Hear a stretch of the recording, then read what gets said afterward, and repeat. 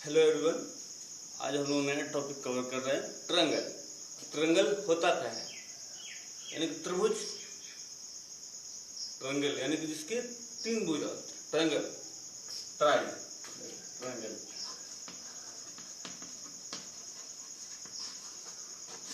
Triangle triangle होता क्या? देखने से ट्रायंगल जिसका तीन साइड्स हो और एंगल जो हो 60 डिग्री का हो, सेम साइड और सेम कोण होना चाहिए, जिसकी तीनों साइड्स इक्वल हो, उसी को ट्रायंगल। ट्रायंगल होता क्या है? जिसकी भुजा सेम हो, जिनकी साइड सेम हो और तीनों साइड का सम कितना होता है? ट्रायंगल का सम यानी कि एंगल ये मेरा ए, एंगल बी और ये एंगल सी, ये तीनों सेम होना चाहिए। हाँ, क्या लिखेंगे? लिखिए क्या सर? हाँ लिखिए ट्रायंगल। जिस ट्रायंगल का साइड सेम हो, side same and angle same equal, side and angle equal हो, यानी कि भुजा, ये वाली भुजा और ये वाला कोण इक्वल हो, यानी कि बराबर हो, उसी को ट्रायंगल बोलते हैं। अब हाँ, ट्रायंगल का सम कितना होता है? ट्रायंगल का सम कितना होता है?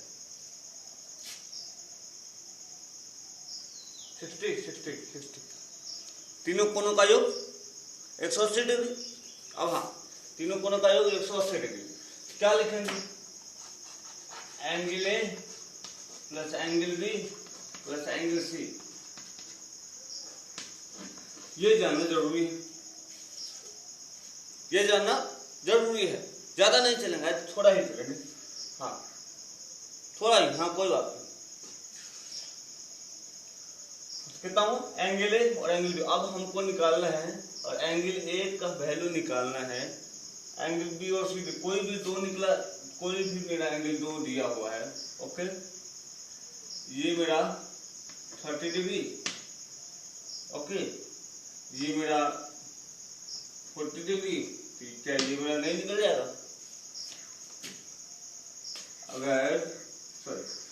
अगर angle A equal to 30 degree और angle B equal to 45 degree, तो मेरा एंगल सी नहीं निकल जाएगा?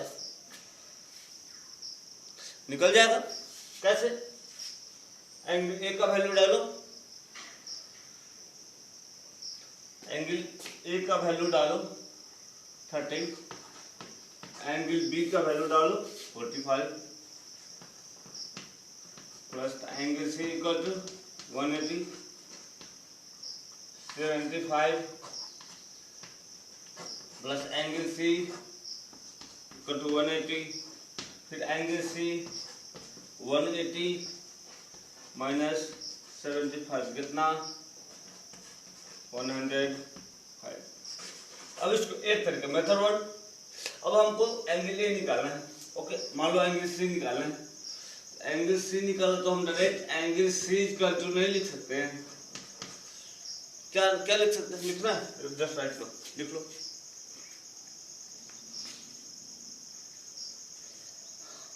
Yes, okay done. तो एंगल सी निकालना है।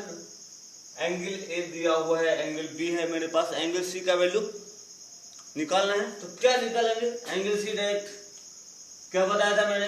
राइट साइड प्लस तो left side minus left side plus तो राइट साइड।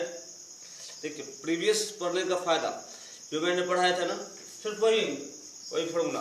आपको ये पता नहीं होगा कहाँ पे अप्लाई करें। यही तो हमको नीड है ना, यही तो हमको पता करना है कि हमको कौन सा फॉर्मूला कहाँ पे अप्लाई करना है। और आपको ये पता हो गया कि कौन सा फॉर्मूला कहाँ पे अप्लाई करें, तो आप मैथ्स जान गए। जब जान गए, फॉर्मूला अप्लाई करना जान गए, तो सॉल्व करना भी जान जाओगे। जब सॉल्व करना जान गए तो मैथ्स आपको भी आंसर आ जाएगा। Okay done. देखते हैं 180 minus angle B, angle A और angle B, minus angle A minus angle B. अब देखते हैं 180, एंगल ए कितना, एंगल ए एंगल बी 75 होना, डायरेक्ट हम डन जोड़ते हैं, माइनस 75 डिग्री, नहीं तो चलो ना, कितना आया मैडम 30 डिग्री प्लस 45, तो 180 माइनस 75 डिग्री यानी कि 105। या आप LHS से जाओ, RS दिख रहा है, लिख रहा है साइड।